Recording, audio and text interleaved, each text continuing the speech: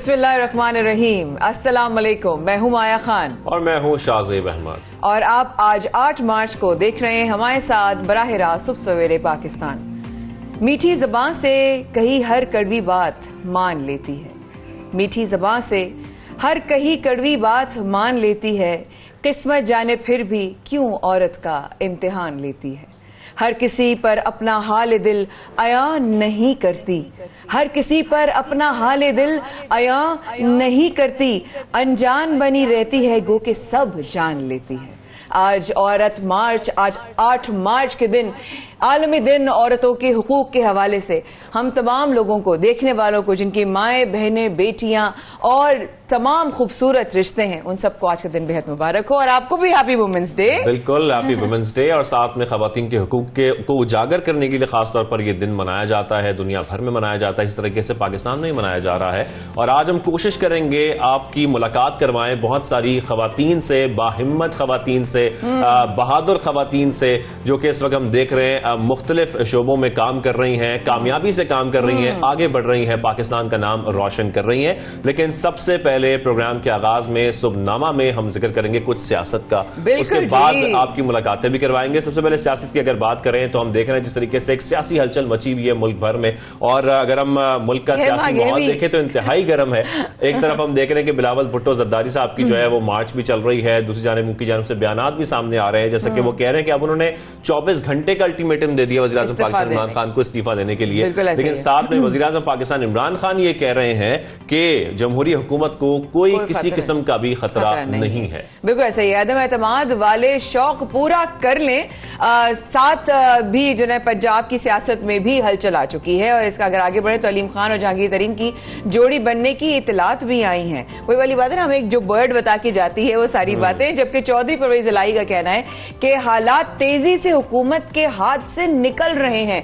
आइंदा चंद रोज मुल्क की सियासत के लिए कितने अहम है ये प्रोग्राम में आगे चल के आपको बताएंगे और बहुत सारी गहमा गहमी साथ में इस पर तफसीली बात करेंगे। लेकिन दूसरी जानिब जैसे कि रोजाना की बुनियाद पर हम आपको बताते हैं कि जिस तरीके से इस वक्त एक जंग का माहौल है, खासतौर पर रूस और यूक्रेन का जो मामला है, उसमें आलमी मईशत को हम देख रहे हैं कि उस पर ऊपर खौफनाक असरात आ रहे हैं। वो खौफनाक असरात मुरतब हो रहे हैं, चाहे वो पाकिस्तान हो या दीगर ममालिक हो। और जब हम तेल की कीमतों की बात करते हैं तो उसमें आलमी सतह पर इजाफा हो रहा है। खाम तेल की कीमतें 13 साल की बुलंद तरीन सतह पर पहुंच चुकी हैं। अगर हम बरतानवी ब्रेंट ऑयल की बात करें तो $130 फी बैरल का हो चुका है। बिल्कुल ऐसा ही। अमरीकी WTI जो है वो क्रूड ऑयल $126 फी बैरल पर जो है वो ट्रेड और रूसी ऑयल और गैस पर पाबंदियों के बायस कीमतें मजीद बढ़ने का जो है वो खदशा भी सामने आया है। सोने की कीमत में भी तेजी से जो है वो हलचल मची है और फी ऑन्स $2000 तक पहुंच चुका है। यानी कि सिर्फ तेल की कीमत नहीं है, जो आपका सोना है वो भी महंगा होता जा रहा है, गंदम की भी कीमतें, गंदम की कीमतें भी ऊपर जा रही हैं। तो जाहिर बात है जिस तरीके से जो माहिरीन है वो भी जिक्र कर रहे थे, बार बार ये खदशा जाहिर कर रहे थे कि पॉसिबिलिटी है कि अब हम देखेंगे कि आलमी सतह पर जब कीमतें बढ़ेंगी, चाहे वो तेल की कीमतें हो या कुछ भी हो, उसके असरात मुरतब होंगे, खासतौर पर इस खित्ते पर भी मुरतब होंगे। इसके साथ साथ हम दूसरी जानिब अगर पाकिस्तान की बात करें तो यहां पर एक रिलीफ मिलेगा आप लोगों को। इस तरीके से मिलेगा कि जो ऑयल है, साथ में आटा है, चीनी है, फिर दालें हैं, इस पर सब्सिडी दी जाएगी क्योंकि यूटिलिटी स्टोर्स कॉर्पोरेशन ने यूटिलिटी स्टोर्स पर मार्च के लिए 2 अरब 43 करोड़ 37 लाख रुपए की सब्सिडी मुख्तस कर दी है। तो ये तो एक अच्छी खबर सामने आ रही है। थोड़ा सा रिलीफ आप लोगों को मिल जाएगा यूटिलिटी स्टोर्स की जानिब से। बिल्कुल ऐसा ही है कि वज़ीर-ए-आज़म के प्लान के तहत ऑब्वियसली इस हवाले से बहुत ज्यादा जो है वो आसानी भी आएगी। लेकिन साथ में अपना शाहजेब और अपनी अम्मा, उनके लिए हैप्पी वुमेन्स डे, हमारी अम्माओं को हैप्पी वुमेन्स डे, हमारी बहनों को हैप्पी वुमेन्स डे, मेरी भाभियों को हैप्पी वुमेन्स डे, मेरी तमाम भतीजी भांजियों, घर में भांजी भतीजे सब बच्चियों को, सबके भतीजे भांजियों को happy women's day, happy women's day. God bless you all. अगर आप लोग हैं तो रौनकें हैं। जहां बेटी होती है, जहां मां होती है, वहां रौनक होती है। तो ये रौनकें बहाल करने के लिए ही, हुकूक हासिल करने के लिए ही यूनाइटेड नेशंस में जब इसकी बुनियाद रखी गई तो वो इसीलिए रखी गई थी कि इनकी रौनकें, इनकी हिम्मत, इनका हौसला, इनकी जो जुर्रत है उसको किसी की नजर न लगे और मजीद उसमें अल्लाह पाक जो है वो और पॉलिश अदा करे। क्यों शाहजेब? बिल्कुल। और हमारी खवातीन जो हैं वो एथलीट्स भी हैं, इसके साथ साथ हम दुश्मनों के लिए खास तौर पर ललकारती बहादुर खवातीन भी हैं जिनसे आज आपकी मुलाकात भी करवानी है। वो आज हमारे साथ प्रोग्राम में मौजूद होंगी क्योंकि हम जब जिक्र करते हैं तो हम लेडी डॉक्टर्स भी हैं, हम अक्सर अपने हॉस्पिटल जाते हैं, लेडी डॉक्टर्स हमें नजर आती हैं, पुलिस में काम करती हुई बहादुर खवातीन हमें नजर आ रही हैं, एथलीट्स हमें पाकिस्तान का नाम रोशन करती नजर आती हैं। हर शोबे में खवातीन आगे बढ़ रही हैं, मर्दों के शाना बशाना काम कर रही हैं, और आज के दिन का मकसद भी यही है मनाने का कि उनको और सपोर्ट किया जाए।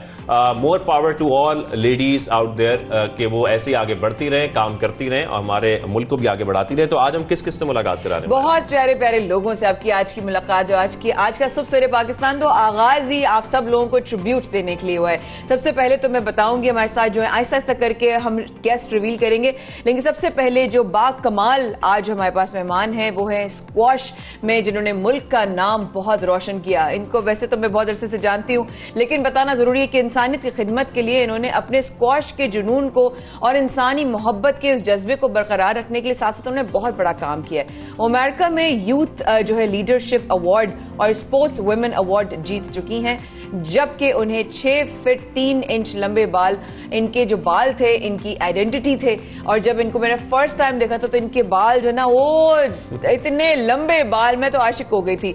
लेकिन इन्होंने अपने इतने लंबे बाल, जिनकी मैं फिर दोहरा दूं 6 फीट 3 इंच लंबे बाल अतिया करने का आलमी एजाज भी हासिल है। जाहिब कमाल आज हमारे साथ मौजूद हैं। 1100 क्लब लगाने का आलमी रिकॉर्ड भी इन्होंने कायम किया है, और क्या क्या इनके बारे में बताऊं। सबसे पहले उनको खुशामदीद कहते हैं। अस्सलाम वालेकुम। वालेकुम सलाम and lovely to meet you again. So happy to have you. Happy women's day. साथ साथ आपकी एक और बड़ी बाहिम्मत, बहुत ही जुर्रत वाली हमारी बहन से मुलाकात करवाएंगे कि बताया है कि जनाब हम दुश्मनों को ललकारती बहादुर खातून सब इंस्पेक्टर जनाब फराइज की अंजाम दही में कोई कसर नहीं छोड़ती है। भाई एक तो औरत, ऊपर से सब इंस्पेक्टर, वर्दी साथ में हो तो फिर उसके अज़म को और उसकी हिम्मत को कौन रोक सकता है। हमारे साथ हमें ज्वाइन किया है आज हमारी बहुत ही प्यारी बहन ने। बिल्कुल हमारे साथ मौजूद है तर्जुमान Karachi police sub inspector Shazia भी। कैसी हैं आप? खैरियत से? ठीक ठाक है? आप दोनों का हम खुशामदीद कहेंगे। पहले मैं साहब आपसे बात करना चाहता हूं, और सबसे पहले मैं आपसे ये जानना चाहता हूं कि आपके बारे में जो हम देख रहे हैं, आप स्क्वॉश प्लेयर भी हैं, आपने अपने बाल भी अतिया कर दिए, एक आलमी रिकॉर्ड भी बना दिया, तो ये सब जो है एक तरह से आपकी कामयाबियां भी हैं, आपके लिए बहुत बड़ा एजाज भी है। सबसे पहले बताइएगा आजकल आप किस चीज में मसरूफ हैं? आजकल एथलीट भी हैं, स्क्वॉश भी चल रही है, क्या कुछ चल रहा है? स्क्वॉश भी चल रही है, और मैं ये कहूँगी कि मेरा फोकस बहुत था अपनी कंट्री के लिए कुछ करना, सबसे मेन चीज़। और जैसे माया भाजी ने बताया कि वुमेन्स हर चीज़ में आगे हैं, और मैं कहती हूँ कि अगर हमें और सपोर्ट मिले तो हम और आगे जाएंगे।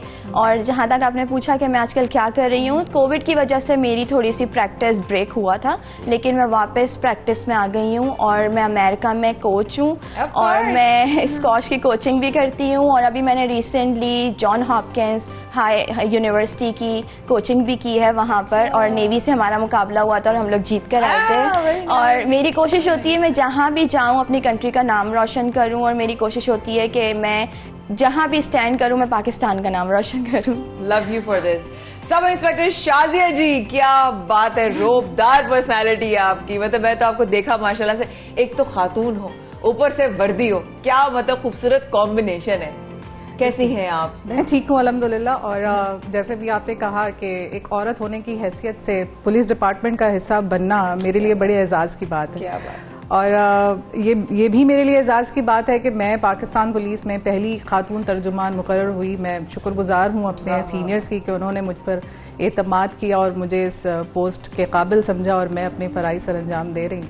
आज के दिन वुमेन्स डे के ऊपर इजाजत के साथ पहला सवाल आप दोनों से करूंगी कि आज के दिन वुमेन्स डे को आप कैसे देखती हैं? आपकी नजर में वुमेन्स डे क्या है?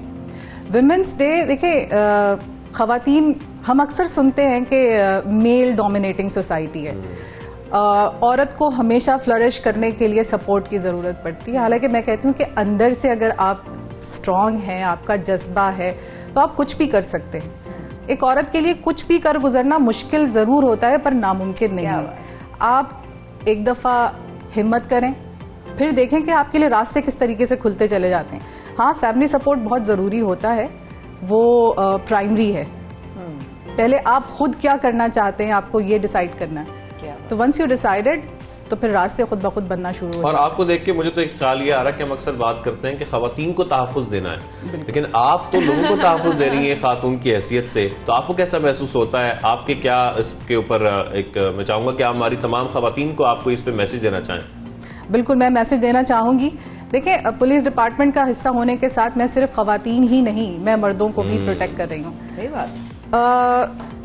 किसी भी दूसरे महकमे के मुकाबले में पुलिस में काम करना थोड़ा सा जिस्मानी और जहनी दोनों तौर पर मुश्किल जरूर है, लेकिन यहाँ आकर इस डिपार्टमेंट का हिस्सा बनकर आप एक मजलूम की मदद कर सकते हैं। आप लोगों को इंसाफ की फराहमी के लिए उसकी मदद करके उसके रास्ते हमवार कर सकते हैं। लेकिन जो कल्बी सुकून किसी की मदद करके हासिल होता है ना, मेरा नहीं ख्याल कि वो किसी दूसरे प्रोफेशन में हो सकता है। ये है, और ये जज्बा हो तो फिर क्या ही बात है। और साथ में साहब आप भी मुझे ये बताइएगा, मेरे तो खैर ज़हन में एक सवाल आ रहा है आपसे, मैं जो पूछना चाहता हूँ कि एक एथलीट के लिए इतने लंबे बाल संभालना, स्क्वॉश साथ खेलना, पहले तो ये बताएं कितना मुश्किल था आपके लिए? मेरे लिए बहुत मुश्किल था, टू बी ऑनेस्ट। मैं जब टूर्नामेंट्स पे जाती थी, पहली बात तो ये बहुत कम लोगों को पता था कि मेरे इतने लंबे बाल हैं। अच्छा। मैं बन बना के रखती थी, लेकिन सेम बात के जब आपके अंदर जज्बा होता है, जब आपके अंदर हिम्मत होती है एंड आपको कंट्री के लिए कुछ करना होता है, तो आपका फोकस बहुत ज्यादा होता है उस चीज पे।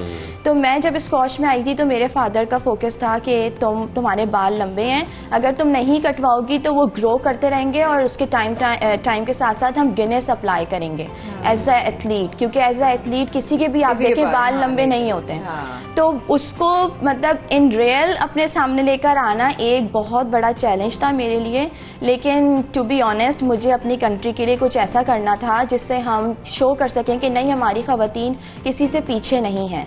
मैं कंट्री से बाहर हूँ, मुझे ज्यादा पाकिस्तान की लगती है और मेरी कोशिश होती है कि मैं जहाँ भी हूँ मैं बस पाकिस्तान के लिए कुछ कर दिखाऊं। इतने मैंने जब तुमसे मुलाकात होती तुम्हारे इतने लंबे बाल थे। एक औरत के लिए उसके बाल बहुत इंपॉर्टेंस रखते हैं, और उसके मतलब किस तरीके से तुमने क्या फैसला कैसे किया? हाँ, exactly। बहुत मुश्किल था मेरा फैसला। मैंने आपको बताया मेरे फादर का मोटिव था, लेकिन डोनेट करने वाला जो था वो बिल्कुल एक टाइम आया था जब मैंने डिसाइड किया था डोनेट करने का। मेरा सबसे पहले जो फोकस था वो था लॉन्गेस्ट एथलीट का। डोनेशन की उसमें कोई भी बात नहीं थी, तो मैं मेंटली तौर से प्रिपेयर नहीं थी कि मुझे डोनेट करना है अपने बाल। लेकिन जब फिर मैंने सोचा कि मैंने इतने बड़े बाल रखे हैं और वो मैं जब किसी के लिए कुछ करना चाहती हूँ तो क्यों ना मैं अपने बाल डोनेट करूँ, और उससे फिर दूसरे बच्चों की हेल्प हो जाएगी। और मैंने उनको लाइफ अपने सामने देखा, तो मुझसे मुझे हिम्मत चाहिए थी, और मेरी फैमिली ने मुझे बहुत सपोर्ट किया कि नहीं तुम्हें डोनेट करने चाहिए। तो बस यहाँ से मुझे हिम्मत आई और मैंने बच्चों के लिए So proud of you। अच्छा शारदा जी, मैं आपसे एक सवाल करना चाहती हूँ। इस तरह आपने अभी अपने पिछले जवाब में कहा कि मैं एक औरत होकर औरत की नहीं बल्कि मर्दों की भी जो है हिफाजत कर रही होती हूँ। एक मर्दों की सोसाइटी, वैसे कहा था शाहजेब भी कहते हैं कि शुरू से ही कहा था कि मर्दों की सोसाइटी है, मर्दों की सोसाइटी मेल डोमिनेटिंग है। उस डोमिनेटिंग सोसाइटी में खड़े होकर सबकी आंखों में आंखें डालकर बहसियत औरत कितना मुश्किल है, कितना आसान? बस इतना ही मुश्किल है जैसे कि एक कदम, पहला कदम बढ़ाना मुश्किल होता है, बस इतना ही मुश्किल है। वो जो एक फासला होता है ना एक कदम का, दैट्स इट। आप जब वो एक कदम बढ़ा लेते हैं फिर सारी चीजें आसान होना शुरू हो जाती हैं। डिपेंड करता है कि आप वो कदम कब उठाते हैं, डिसीजन तो आपने लेना है ना। तो मैं ये समझती हूँ कि हमारी खवातीन को आगे आना चाहिए। आप इस प्रोफेशन का जब हिस्सा बनते हैं ना तो आप खुद को सबसे ज्यादा, मैं समझती हूँ ये जो पुलिस का महकमा है सबसे ज्यादा प्रोटेक्शन फराहम करता है। अच्छा। मैं पुलिस डिपार्टमेंट को ज्वाइन करने से पहले दीगर महकमों में भी काम कर चुकी हूँ, लेकिन जो सेंस ऑफ प्रोटेक्शन मुझे इस डिपार्टमेंट ने दिया मुझे दूसरे डिपार्टमेंट्स में नहीं मिला। तो कम फॉरवर्ड आइए और पुलिस का हिस्सा बने और अपने साथ साथ दूसरों की भी मदद करें। यकीनी तौर पर बहुत सारी ऐसी खवातीन, ऐसी बच्चियां होंगी जो आपसे इंस्पिरेशन, और फिर जाहिर बात है जब ऐसे खवातीन आगे आती हैं तो फिर उनसे इंस्पायर होकर बाकी बच्चियां भी कोशिश करती हैं कि हम आगे बढ़े, पुलिस डिपार्टमेंट को ज्वाइन करें, क्योंकि हम मुख्तलिफ डिपार्टमेंट्स में देख रहे हैं, खासतौर पर हमारी आर्म्ड फोर्सेज हो या हमारा पुलिस डिपार्टमेंट हो, इसमें खवातीन और लड़कियां अब बहुत आगे बढ़ती जा रही हैं। बिल्कुल ऐसे ही है। और अब आते हैं दोबारा से, अब जब तुमने एक जवाब कहा कि जब पाकिस्तान से बाहर रहती हो तो मुझे ज्यादा पाकिस्तान का, क्या यही जज्बा तुमने और लड़कियों में जो पाकिस्तान से हैं या उनकी फैमिली पाकिस्तान से है या पाकिस्तान से नई गई हो, वही जज्बा तुमने वो देखा या वो मिस किया, या क्या लगता है कैसे उजागर करना चाहिए? मैं एक फाउंडेशन अपनी रन कर रही हूँ, ज़हाब नेहा फाउंडेशन। वो उसका मोटिव ही यही है, वुमेन्स एम्पावरमेंट, और मैं बच्चों के लिए काम करती हूँ। मेरा मोटिव यही है कि मैं अपनी कंट्री के लिए, अगर मैं बाहर भी हूँ तो मैं फिर भी अपनी कंट्री के लिए करूँ।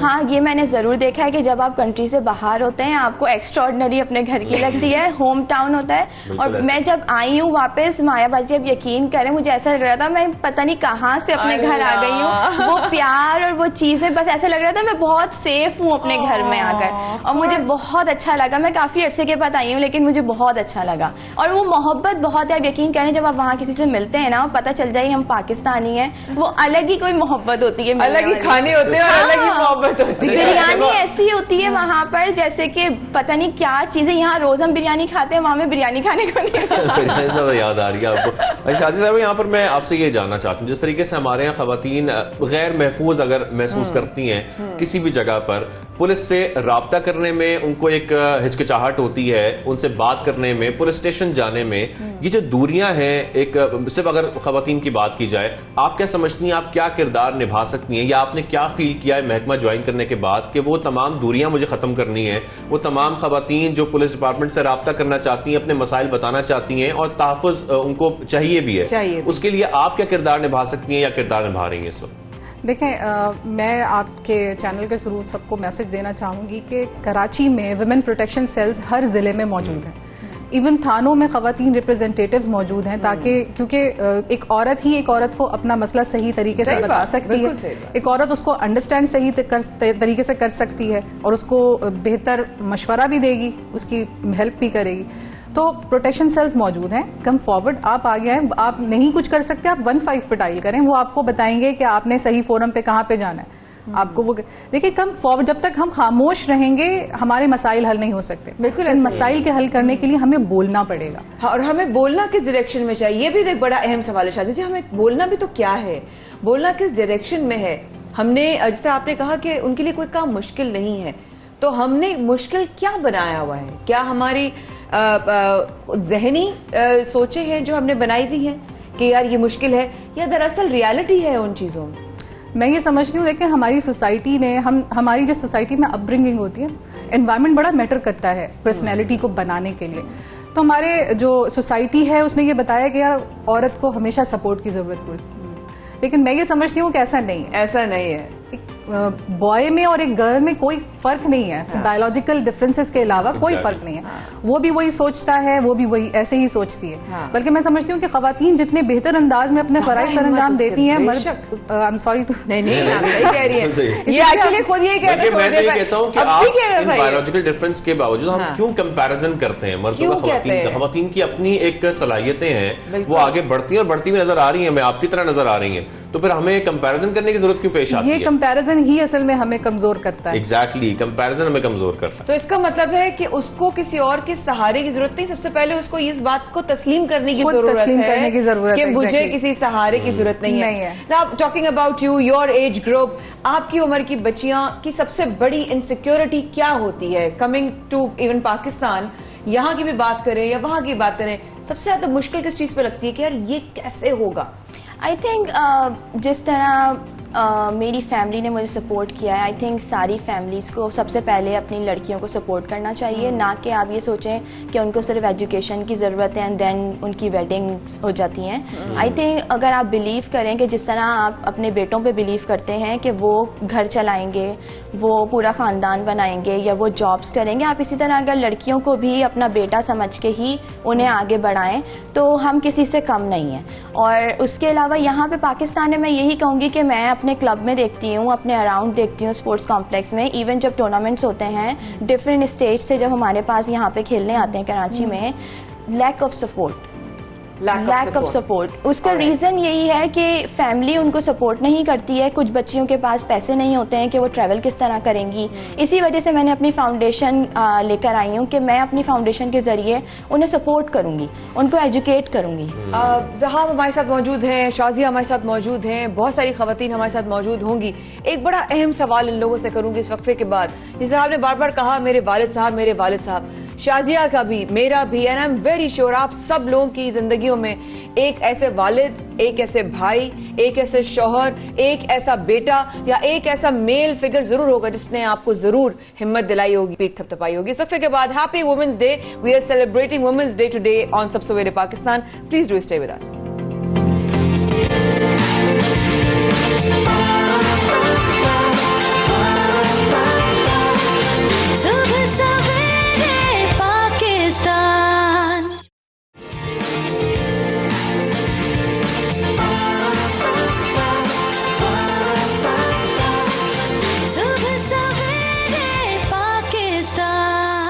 तो जी अब मुल्क की दिफा में भी पाकिस्तान की तमाम खवातीन पेश हैं, चाहे हम पाक बहरिया की बात करें, पाक फजाइया हो, जमीनी अफवाज हो, आर्म फोर्सेज हो, पुलिस का महकमा हो, हर जगह हमें खवातीन नजर आती हैं, मुल्क की हिफाजत करती नजर आती हैं, इस धरती की हिफाजत करती नजर आती हैं। इसी वजह से इन तमाम बहादुर खवातीन को आज हम सलाम पेश करते हैं। माया, तमाम खवातीन को पूरी दुनिया में तरक्की करते हुए देखते हुए जब मैं देखती हूँ तो ऐसा लगता है जैसे कि मुझे किसी ने कोई रोशनी दे दी हो, जैसे मुझे किसी ने एनर्जी दे दी हो, जैसे मुझे किसी ने ताकत या जैसे कैसे किसी ने कुव्वत दे दी हो। किसी ने मुझे आज, मेरी मेंटोर ने एक बड़ी प्यारी बात की आज सुबह में, और मैंने उनको जब वुमेन्स डे कॉल करके विश किया तो उन्होंने मुझे कहा कि एक स्ट्रांग औरत वो नहीं है जो कि जिसके पास बहुत पैसा हो, जिसके पास बहुत ज्यादा ताकत हो, जिसके पास बहुत सारा वसाइल हो। मजबूत औरत या वुमेन्स डे उस औरत के बारे में है जो गिरे लेकिन गिर कर रुकी ना रहे और वो फिर उठ जाए। तो आज के दिन तमाम खवातीन को बहुत बहुत ही आलमी दिन मुबारक हो। अगली जो हम आपसे मुलाकात करवाने जा रहे हैं वो औरत है जिसके बारे में जिक्र कर रही थी, जो गिरी जरूर, और गिरना तो जरूरी है, लाजिम है गिरना, क्योंकि गिरेंगे नहीं तो ठीक कैसे और कमर कैसे बांधेंगे कि बार कमर क्या डरता है, फिर देख खुदा क्या करता है। अगर मैं बात करूं कि हमारी क्रिकेटर, हमारी जो फीमेल क्रिकेट टीम है, हमारी वुमेन्स क्रिकेट टीम है, उन्होंने अगर एक शिकस्त देखी तो तनकीद का सामना बहुत हुआ कप्तान को, बिस्मा मेरी बहन, तो उनको बहुत ज्यादा लोगों ने निशानदेही भी की, उनको तनकीद का निशाना बनाया, पूरी दुनिया में उनको क्रिटिसिज्म किया। ये वो खातून है 6 माह की बच्ची को छोड़कर मैदान में आकर दुनिया को हैरान कर दिया जिसने। ये वो औरत है जिसने इस बात की फिक्र नहीं की कि शायद मुझे कितना दर्द और तकलीफ हुई होगी, अभी भी शायद अगर किस्सा डिलीवरी, क्या सिजेरियन, क्या ये कुछ तकलीफें सब सेकेंडरी। पाकिस्तान के लिए उन्होंने खेला। कौमी वुमेन टीम की कप्तानी बिस्मा मारूफ ने मुश्किल हालात में टीम को सहारा दिया, और सबसे पहले शाज़े वाली बात कि अपने आप को सहारा दिया। 50 बनाई और उसी बेटी के नाम कर दिया जिसने उनको दुनिया में, जब वो आई तो उसने माँ का दर्जा दिया। जब वो आई तो उनकी जिंदगी में एक तरफ कप्तानी थी और एक तरफ माँ थी, और उसने क्या चूज किया? कप्तानी। बिल्कुल, और जैसे कि बिस्मा मारूफ का हम जिक्र कर रहे हैं, मुश्किल हालात थे और उसमें उन्होंने टीम को सहारा दिया, 50 स्कोर किया, सबको हैरान किया, क्योंकि पिछले मैच में हमने देखा था, क्योंकि वर्ल्ड कप चल रहा है, मैच में ऑस्ट्रेलिया के खिलाफ जो वुमेन टीम है उन्होंने पहले बैटिंग करते हुए 190 रन बनाए हैं, लेकिन साथ में पिछले मैच में कुछ परफॉर्मेंस उनकी अच्छी नहीं रही, लेकिन उसके बाद उन्होंने कमबैक किया। उन्होंने सबको ये जवाब दिया कि मैं अभी भी उसी अच्छे तरीके से अच्छा परफॉर्म कर सकती हूँ, सबको चुप करा सकती हूँ, और उन्होंने चुप कराया भी। साथ में बिस्मा ने नाकाबिले शिकस्त 78 रन बनाए। बिस्मा ने बेटी की पैदाइश के 6 माह बाद, जैसा कि माया जिक्र कर रही है, उनकी ग्राउंड में वापसी हुई है, और ये वापसी सिर्फ ग्राउंड में नहीं हुई है, उनकी क्रिकेट की वापसी है ये, और तमाम खवातीन के लिए एग्जाम्पल बनकर वो सामने आई है। और साथ साथ ये जो शाज़ेब रन बनाए उन्होंने, मैं अपने मेहमानों को भी सच बताऊं, ये जो जीत थी उन्होंने अपनी उस बेटी के नाम की कि दिस इज फॉर हर, ये उसके लिए है। और जिस तरीके से उन्होंने ये अपना तमाम पहाड़ जैसी सिचुएशन जो है वो पार की, इस पर इनको वाकई में खैर तहसीन है, और हम सबकी तरफ से ढेरों मुबारकबाद भी साथ साथ। और तस्वीरें और उनकी जो तमाम चीजें हैं वो मीडिया पे बहुत ज्यादा शाज़ेब जो है वो वायरल भी हो रही हैं, उनकी बेटी तो ऑलरेडी काफी वायरल होती जा रही हैं, जो हम देख रहे थे डगआउट में भी तमाम जो दूसरी टीम्स के प्लेयर्स थे वो भी आकर उनको उनके साथ खेल भी रही थी, साथ उनको हंसाने की कोशिश भी कर रही थी। तो ये तमाम वीडियोस और जो पिक्चर्स हैं वो वायरल हो रही हैं, लेकिन बिस्मा मारूफ की परफॉर्मेंस पर हमको सलाम पेश करते हैं, और हम उम्मीद करते हैं कि आगे भी वो इस तरीके से परफॉर्म करेंगी और बेहतरीन परफॉर्म करेंगी। अब हम वापस आते हैं अपने गेस्ट की तरफ जो हमारे स्टूडियो में मौजूद हैं, और हम सबकी तरफ से बिस्मा मारूफ, आपको, आपकी पूरी टीम को हमारी तरफ से हैप्पी वुमेन्स डे। तो जनाब बड़ा प्यारा दिन है, हर दिन मेरे ख्याल खवातीन का है वुमेन्स डे। क्या बात है, फौरन मेरा जुमला जो है मुकम्मल कर दिया। तो अगर हम बात करते हैं, बार बार शाजिया ये भी जिक्र कर रही हैं अपने वालिद साहब का, मैं आपसे जिक्र करूं कि आपकी कामयाबी के पीछे किस मर्द का हाथ है, और अगर वो ना होते तो क्या आप कर पाती जो आज आपने अचीव किया है? मैं आज जो कुछ भी हूँ अपने वालिद की वजह से। क्या बात है। उन्होंने मुझ पर एतमाद किया, मुझे पढ़ाया। ऐसा नहीं कि बेटों पर फौकियत उन्होंने बराबर रखा, वाह वाह। बल्कि शायद मुझे ज्यादा एतमाद दिया। मैं गली में खेलने जब जाती थी तो मेरे अब्बू कहते थे जाने दो, भाई कहते थे अब्बू नहीं जाने दो। मैं नहीं चाहता कि ये इसकी शख्सियत दब जाए। लड़कों के साथ खेल कूद कर बड़ी हुई, को एजुकेशन में तालीम हासिल की ड्यू टू माई फादर। मैंने एयरलाइन की जॉब की। मेरे अब्बू ने मुझ पर एतमाद किया कि नहीं मेरी बेटी कर सकती है। मैं आज जो कुछ भी हूं अपने अब्बू की वजह से। आई लव यू अब्बू, I love you. Thank you so much. बहुत क्रिटिसिज्म सहा है मेरे अब्बू ने मुझे यहाँ तक पहुँचाने के लिए, हमारे फैमिली के, कम्युनिटी के लोगों ने, कि आप पुलिस जैसे इदारे में अपनी बेटी को भेज रहे हैं। तो लेकिन अब्बू ने हार नहीं मानी। उन्होंने कहा नहीं ये मेरी बेटी, मेरा बेटा, मेरा सब कुछ है, और मुझे मालूम है ये मुझे फख्र से मेरा सर बुलंद कर देगी। और आज वही जो क्रिटिसाइज करते थे अपने छोटे छोटे काम लेके मेरे अब्बू के पास आते हैं कि यार आप प्लीज अपनी बेटी को कह दें कि ये करते। मेरे अब्बू चौड़े हो जाते हैं। वो कहते हैं कि देखा माशाल्लाह, this is my girl. Proud of you जी, प्राउड ऑफ अब्बा भी proud, we are also proud. I love you अब्बू, आई लव यू। मैं जो कुछ भी हूँ अपने अब्बू की वजह से। How sweet, how sweet. साहब मैं हंसा दूंगी आपको। कैसे अबू को कहना चाहोगी? तुम बार बार उनके बारे में जिक्र करती हो। उन्होंने मुझे मोटिवेट किया, उन्होंने मुझे पुश किया, उन्होंने कहा गिनेस में जाएंगे, उन्होंने कहा तुम्हारे बाल बड़े चाहिए, उन्होंने कहा कि किसी एथलीट के इतने बड़े बाल नहीं होते। How would you tell the I world? Think मैं ये सबको बताना चाहूंगी कि घर में जो सबसे पहली इंस्पिरेशन होती है वो फादर ही होते हैं। इवन जब आप शादी के लिए अपने लिए कोई लड़का देखते हो या कुछ, तो आप ये देखते हो कि नहीं जैसा मेरे फादर हैं वैसे ही होना चाहिए, क्योंकि आप किसी दूसरे से इंस्पायर नहीं होते। जो घर में पेरेंट्स होते हैं आप सबसे पहले उनसे इंस्पायर होते हो। तो मेरे फादर ने मुझे बचपन से बहुत सपोर्ट किया। हम सिर्फ 2 बहनें हैं, मेरा कोई भाई नहीं है। तो हमारे घर में ये नहीं था कि बेटा नहीं है तो बेटियों को हम इस तरह रखेंगे या इस तरह। उन्होंने बेटा समझा। मैंने अपना घर में जब यहाँ थी या मैं भी वहाँ हूँ, मेरी सिस्टर इवन, हम लोग बिल्कुल बेटों की तरह रहते हैं। गाड़ी चलाना है, कोई पानी की बोतल ऊपर लेकर आनी है, कोई ग्रॉसरी एक्स्ट्रा है तो वो ऊपर लेकर आनी है। इट्स नथिंग के वो कोई कह के बोलते ना लड़कियां ज्यादा भारी चीज नहीं उठाओ कमर दुख जाएगी समथिंग, इस तरह बिल्कुल नहीं है। हमें बहुत स्ट्रांग रखा उन्होंने शुरू से।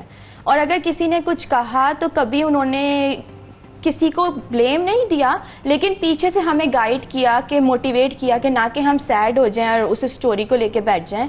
उन्होंने बहुत अच्छे से ना हमें ब्रेन वॉश किया उन चीज़ों से जो सोसाइटी में हमें बोली जा रही थी या कुछ इस तरह से। और फिर शुरू से मैं को एजुकेशन मैंने ली थी, तो मैं भी इनको भी यही बता रही थी कि जब को एजुकेशन आप लेते हैं तो आप में सेल्फ कॉन्फिडेंस इतना होता है दुनिया को फेस करने का कि आपको किसी की हेल्प की ज़रूरत नहीं पड़ती। हाँ, लेकिन आपको ये ज़रूर हेल्प की ज़रूरत पड़ती है कि जो घर से आपको ब्रीफिंग दी जा रही होती है, सपोर्ट आपको वो सपोर्ट होती है मेन, जो आपकी तरबियत का हिस्सा एग्जैक्टली जो आप। और फिर मैं ये भी बताऊंगी कि मेरी मदर का बहुत स्ट्रॉन्ग लेडी हैं, और उन्होंने, मेरे फादर बाहर होते थे तो उन्होंने कहा कि तुम जहाब को लेके जाओ स्क्वाश के लिए। मैं कभी अकेले कहीं नहीं गई, तो मेरी मदर का इसमें बहुत अच्छा रोल था कि वो मेरे फादर को फॉलो कर रही थी और वो जो बता रहे थे उसी तरह से मुझे लेके जाना, लेकर आना। फिर वहाँ 3-3 घंटे 4-4 घंटे वो बैठ के वेट करती थी मेरी प्रैक्टिस टाइम का। तो मैं दोनों को लव यू अलॉट कहूंगी, और मैं कहूंगी आपका बहुत बहुत शुक्रिया कि आपने मुझ पे बिलीव किया और फिर इतना पैसा मुझ पे खर्च किया, क्योंकि हमारे यहाँ कोई स्पॉन्सर सिस्टम नहीं है माया बच्ची। कोई स्पॉन्सर सिस्टम नहीं है कि अगर किसी बच्चे के अंदर टैलेंट है तो उसको थोड़ा कोई स्पॉन्सर देकर ही आप टूर्नामेंट्स खिला दें। बहुत सारे बच्चे हैं जो डिसहार्ट हो जाते हैं और घर बैठ जाते हैं। इसमें पेरेंट्स का भी कोई फॉल्ट नहीं है, उनके पास नहीं होता पैसा, वो नहीं कर पाते हैं। लेकिन हमारी कंट्री में रहते हुए जिस तरह मैंने किया है, मैंने अपने फादर का सारा जितना उनका था उन्होंने मुझ पे लगाया है। तो that is what women's day is about, talking about them. इनके बारे में बात करें, हमारे मसाइल क्या है, हमारे चैलेंजेस क्या हैं, हम किस चीज को फेस करते हैं और उसका सोल्यूशन क्या है। आई थिंक यही जो है वो वुमेन्स डे की बुनियाद भी है। बिल्कुल, जब उसकी डिस्कशन होगी तभी सोल्यूशन निकलेगा। इसको डिस्कस करना बहुत जरूरी है, सबको मिलजुल कर बैठने की इस वक्त जरूरत है ताकि वो तमाम मसाइल जिसका खवातीन को सामना है या वो तमाम खवातीन जो इस वक्त काम कर रही हैं सोसाइटी में, मुख्तलिफ शोबों में काम कर रही हैं, उनकी तमाम मुश्किलात दूर की जा सके, उनको बेसिक हेल्थ फैसिलिटीज मिले, उनको तमाम जो तालीम है वो मेरिट पर मिल सके जैसे बाकी सबको मिलती है। ये सब पे बात करना बहुत जरूरी है, लेकिन साथ में कुछ अदाद शुमार है जो सब मेरे पास हैं, मैं वो भी चाहता हूं कि आप सबसे शेयर करूं। जैसे कि खवातीन के आलमी दिन पर पाकिस्तानी जो खवातीन से मुतालिक कुछ अदाद शुमार सामने आए हैं और ये प्लस सर्वे के मुताबिक हैं। तो प्लस सर्वे के मुताबिक मुल्क की कुल आबादी में 49% तकरीबन खवातीन है और इसके साथ हर 10 में से 7 ऐसी खवातीन है जिनकी उम्र 15 साल से जायद है और वो शादीशुदा है। साथ में 2017 कम की मर्दमशुमारी के मुताबिक सिर्फ 6% खवातीन मुआशी तौर पर बहाल है, सिर्फ और सिर्फ 6% मुआशी तौर पर बहाल है। हर 10 में से एक खातून यानी 11% घर की सरबराह है। मेहनत मजदूरी में भी खवातीन का मकाम है। 60% मजदूर खवातीन ज़राअत से वाबस्ता हैं, 60%, क्योंकि हमारा एक ज़राई मुल्क है इसलिए खासतौर पर कहा जाता है। सिर्फ 14% सोशल कम्युनिटी और प्रिंसिपल सर्विसेज से वाबस्ता है। खवातीन के तनख्वाहों का ग्राफ मर्दों की निस्बत 39% कम है। इस पर काम करना बहुत जरूरी है कि जो खवातीन का ग्राफ है, खासतौर पर तनख्वाहें मिलती हैं वो मर्दों के बराबर मिलनी चाहिए, क्योंकि वो भी उतनी ही मेहनत करती हैं, वो भी उतनी ही तालीम हासिल करती हैं, वो भी उस तरीके से आगे बढ़ रही हैं। तो उनको सपोर्ट करना बहुत जरूरी है। उनको तालीम के साथ साथ ये जो आपको तनख्वाह देनी है ये उनको अप्रिशिएट करना एक तरीके से कि आप जो सर्विसेज दे रही हैं ये उसकी तनख्वाह है। तो शाहजेब, इन स्टैट्स के मुताबिक मुझे ये लगता है कि हम सिर्फ एक औरत दूसरी औरत को हिम्मत और हौसला नहीं, उसको बेसिकली एक रिले रेस की तरह लेके चले कि मैं अगर आगे चली हूं तो चलो तुम भी मेरे साथ पकड़ के आगे चलो। एक दूसरे को एम्पावर करना, फाइनेंशियली बहुत ज्यादा स्ट्रांग करना जरूरत है। जैसे अगर ये स्टैट्स बता रहे हैं शाहजेब कि काम नहीं है या इलिटरेसी भी है तो हमें एक दूसरे को सिखाना है ताकि हम आगे बढ़ पावर भी करना है। साथ में कुछ सूबों के भी हैं फैक्ट्स एंड फिगर्स, वो भी आपको बताएं कि पंजाब में 26.3%, अगर हम बात करते हैं कि 15 साल से जायद उम्र की खवातीन खैबर पख्तूनख्वा में 15.3% हैं, पंजाब में 26.3%, जबकि सिंध में 15% और बलोचिस्तान में 12.8% बतौर मजदूर रोजगार की तलाश में इस वक्त मसरूफ है। तो तमाम फैक्ट्स एंड फिगर्स प्लस सर्वे की जानिब से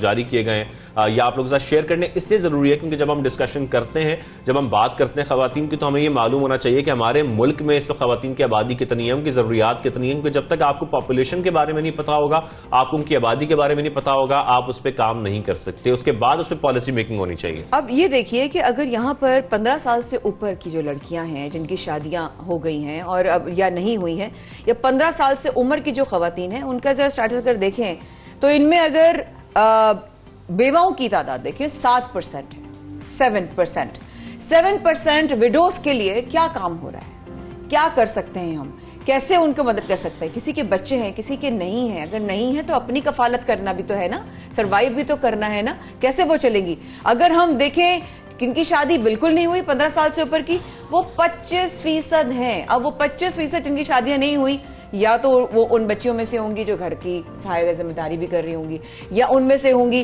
कि उनकी स्ट्रगल्स भी होंगी, वो पढ़ाई भी कर रही होंगी, साथ साथ काम भी कर रही होंगी, नौकरियां भी कर रही होंगी। और अगर हम 68% देखें बॉस, 68% वो है वो खवातीन जिनकी शादी हो चुकी है, जो वो काम करी जिनको उनको तनख्वाह भी नहीं मिलती, वो काम करनी जिस पर उनको कोई अवार्ड भी नहीं मिलता, वो काम करती हैं जिस पे उनके बारे में कहीं आर्टिकल्स नहीं छपते। वो औरत है जो घर में मेरी आपकी माँ है, वो औरत है जो मेरे घर में आपकी बड़ी बहन है, वो औरत है जो मेरी आपकी भाभी है। और आप दोनों का बेहद शुक्रिया कि आज के दिन को आप लोगों ने आकर इतना स्पेशल बनाया हमारे लिए। God bless you, happy women's day. Please do stay with us. इस वक्त के बाद रहिएगा शाहजेब के साथ। And a very blessed women's day. Let's talk about the real challenges and let's talk about the actual solutions. इस वक्त के बाद रहिएगा हमारे साथ।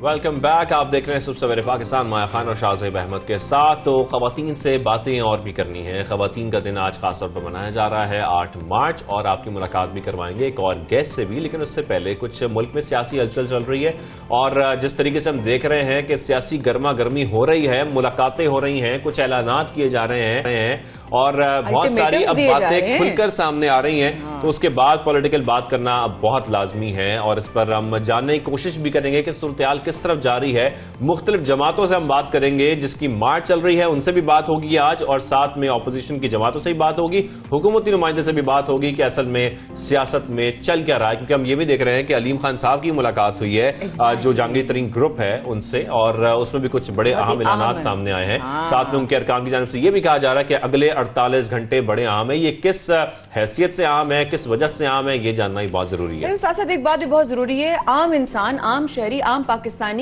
इसको जानना बहुत जरूरी है कि मुल्क की सियासत या सियासी माहौल किस तरफ जा रहा है, क्योंकि आगे हमारा आने वाला फ्यूचर उन्हीं बेसिस, उन्हीं पर्टिकुलर एक्टिविटीज पे बेस करता है। तो मेरा ख्याल है आम आदमी को समझना, जानना और देखना बहुत जरूरी है। साथ में जिस तरीके से अलीम खान साहब की जानिब से भी ये कहा गया है कि सियासत नाम ही दोस्ती का है, जब दोस्तियां बढ़ती हैं इसी को सियासत कहा जाता है। तो ये दोस्तियां किस हद तक बढ़ रही हैं, किस डायरेक्शन में बढ़ रही हैं, इस पर भी बात करनी है। लेकिन दूसरी जानिब हम ये भी देख रहे हैं कि पीपल्स पार्टी का लॉन्ग मार्च इस वक्त जारी है। बिलावल भुट्टो ये कह रहे हैं कि हम अगर वजीर आजम पाकिस्तान इमरान खान इस्तीफा नहीं देंगे तो इस्लामाबाद पहुंचकर तहरीक अदम एतमाद लाई जाएगी। लेकिन इन तमाम मामलों पर बात करने के लिए पहले हम पीपल्स पार्टी से बात करेंगे। पीपल्स पार्टी के रहनुमा फैसल करीम हमारे साथ मौजूद हैं। फैसल साहब, आपको खुशामदीद कहेंगे सबसे पहले पाकिस्तान में। सबसे पहले सर ये बताइएगा कि पीपल्स पार्टी इस वक्त हिकमत अमली तैयार क्या कर रही है, अगला लाएमल है क्या? बिस्मिल्लाहिर्रहमानिर्रहीम। देखें, चेयरमैन बिलावल ने 3-4 दिन पहले वज़ीर आज़म से इस्तीफे का मुतालबा किया था कि वो रिजाइन करें और जो है वो अर्ली इलेक्शन, जो भी इलेक्शन अनाउंस करें, क्योंकि हमेशा वो कहते हैं कि मैं अगले इलेक्शन में 2 तारीख से रद्द आऊंगा, तो फिर उसको डरने की जरूरत ही नहीं है। अदरवाइज जब हम इस्लामाबाद पहुंचेंगे उसके बाद हमारा ये प्रोग्राम है कि अदम एतमाद की तहरीक एक जमहूरी तरीका है, जिसको हमेशा बिलावल कहते रहे हैं PDM में भी कि हमें हमेशा जमहूरी तरीके इस्तेमाल करेंगे। अदम एतमाद एक जमहूरी तरीका है, और इंशाअल्लाह ताला हमारा होमवर्क पे कंप्लीट है, और हम अदम एतमाद के जरिए। लेकिन वैसे साहब, क्या तहरीक अदम एतमाद के नंबर पूरे हैं? क्योंकि वज़ीर आज़म इमरान खान ने तो कहा है कि तहरीक अदम एतमाद नाकाम होगी। देखें, मीडिया वाले भी कहते थे और वज़ीर आज़म भी कहता था जब यूसुफ गिलानी सेनेट का इलेक्शन कर रहे थे, तो और उसने कहा था कि आप लोग भी कहते थे कि तारीख में ऐसी कभी बात नहीं, और हम कहते हैं हमेशा तारीख लिखी जाती है। तो हमने पहले भी तारीख लिखी है, और इंशाअल्लाह बहुत जल्द हम एक और तारीख लिखने जा रहे हैं कि वक्त के वज़ीर आज़म के खिलाफ अदम एतमाद की तहरीक आई और वो कामयाब हुई। साथ में फैसल साहब, जिस तरीके से हम देख रहे हैं नदीम अफजल चंद की पीपल्स पार्टी में शमूलियत, बिलावल भुट्टो जरदारी साहब की भी, मंजूर भट्टो की दावत दी गई है उनकी जानिब से भी। क्या कहा जाए कि आने वाले दिनों में कोई अहम विकेटें गिर सकती हैं? बहुत से लोग हमारे साथ राब्ते में हैं, और जो इस वक्त PTI में भी हैं वो बहुत से लोग हमारे साथ राब्ते में, जो सिटिंग पार्लियामेंटेरियन भी हैं। चेयरमैन बिलावल भुट्टो जरदारी साहब ने ऐलान किया है कि अब मैं हर शख्स, हर उस बहन और भाई को हम दावत दे रहे हैं जो किसी जमाने में उस पार्टी के किसी ने ये भुट्टो का नारा लगाया था, जो पार्टी में किसी वक्त में, चाहे वो शहीद जुल्फ़िकार भुट्टो के वक्त में था, चाहे वो शहीद बेनज़ीर भुट्टो के वक्त में था, और नाराज हो गया या फिर किसी वक्त उसमें हुआ था, तो उनको हम वेलकम करते हैं, सिवाय कुछ लोगों पे हमारे रिजर्वेशन हैं। नहीं फैसल साहब, पंजाब में भी चौधरी बरादरान से मुलाकातें हुई, बलूचिस्तान के पार्लियामेंट लीडर यार मोहम्मद रिंद भी आसिफ जरदारी से मिले। अब क्या पीपल्स पार्टी सूबों में तब्दीली के लिए भी एक साथ काम कर रही है? बिल्कुल जी, हम मरकज में भी लगे हुए हैं और सूबों में भी लगे हुए हैं, और आप देखेंगे कि इंशाल्लाह पहले हम फेडरल में तब्दीली लेके आएंगे, फिर हम प्रोविंस में भी तब्दीली आएंगे। जब बुनियाद जाएगी तो बिल्डिंग खुद ब खुद गिर जाएगी। अच्छा फैसल साहब, शेख रशीद साहब ने कबल अज वक्त इलेक्शन के लिए जो है वो एक पेशकश की है, क्या आप लोगों की पार्टी कोई गौर कर रही है उनसे बात करने के लिए? देखिए, शेख रशीद साहब पहले बताएं कौन सी पार्टी में, एक पार्टी है, एक शख्स है, वो PTI के हिस्सा नहीं है, उनकी कोई पता नहीं वो कौन सी उनकी एक जमात है जिसके वो एक ही नंबर है, तो किस हैसियत से में दावत दे रहे हैं, पहले ये बता दें। आप मुझे बताएं, उनकी जमात तो PTI तो नहीं है। ठीक है फैसल करीम साहब हमारे साथ मौजूद थे। पीपल्स पार्टी का जो मौक़िफ़ है हमारे पास आ गया है, उनका कमेंट आ गया है, इस वक्त क्या सूरत चल रही है, लेकिन इस पर हुकूमती नुमाइंदे से बात करना बहुत ज़रूरी है। और हमारे साथ बात करने के लिए हमारे तर्जुमान पंजाब हुकूमत हसन खावर साहब मौजूद हैं। हसन साहब को खुशामदीद कहते हैं, बहुत शुक्रिया आपने हमें ज्वाइन किया। सबसे पहले सवाल यह है कि सर वज़ीर आज़म ने जनूबी पंजाब को अलग सूबा बनाने का ऐलान किया है, क्या समझते हैं नए सूबे की तश्कील आसान होगी? देखिए, आसान हो या मुश्किल, वज़ीर आज़म ने अवाम से वादा किया था कि जनूबी पंजाब को वो एक सूबा बनाएंगे और उस वादे की इंशाल्लाह वो तकमील करेंगे। इस वादे पे अमल करने के लिए आपको पता है कि पंजाब में वज़ीर आला पंजाब ने सबसे पहले जो हमारा तरक्याती बजट था उसको रिंग फेंस दिया, और ताकि वहाँ के जो पैसे हैं वहीं पे ख़र्च हों और वो किसी और इलाके पे ख़र्च ना हो सकें। उसके बाद जो हमारा जनूबी पंजाब का सेक्रेटेरिएट है वो बनाया जा रहा है, और तमाम अफसरान को ये हिदायत है कि वो वहाँ पे रहेंगे और वहाँ के अवाम के मसाइल जो हैं मौके पे हल करेंगे। हमारा जो 360 अरब का तरक्याती पैकेज है, डिस्ट्रिक्ट डेवलपमेंट पैकेज, उसके ज़रिए हमने ये इंश्योर किया कि जो मुकामी लोग हैं वो अपनी तरजीहात के मुताबिक तरक्याती फ़ंड्स का इस्तेमाल करें। इसी सिलसिले की अगली कड़ी ये है कि हमने जनूबी पंजाब को बाकायदा ख़ुद मुख्तार सूबा बनाना है, और जब ये करारदाद पेश होगी तो आवाम के सामने ये भी आ जाएगा कि कौन जनूबी पंजाब के अवाम के साथ है, कौन उनका दोस्त है और कौन उनका दुश्मन है। लेकिन हम किसी की दुश्मनी की परवाह किए बगैर, किसी के एतराज़ किए बगैर हम अपने बस में हर मुमकिन कोशिश करेंगे और वज़ीर-ए-आज़म इमरान खान के इस विज़न को इंशाल्लाह पाया तकमील तक पहुँचाएँगे कि जनूबी पंजाब को एक सूबा बनाया जाए और मुस्तकिल बुनियादों पर जनूबी पंजाब के अवाम को उनके हकूक़ दिलवाए जाएँ।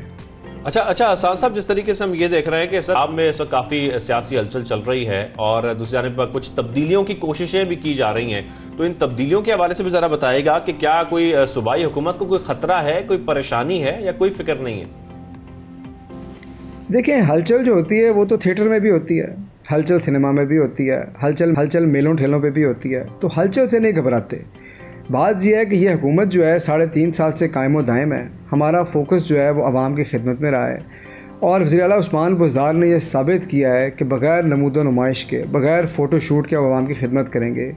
जितना तरक्याती काम इस हुकूमत के दौर में हुआ है आज तक पंजाब में नहीं देखा गया।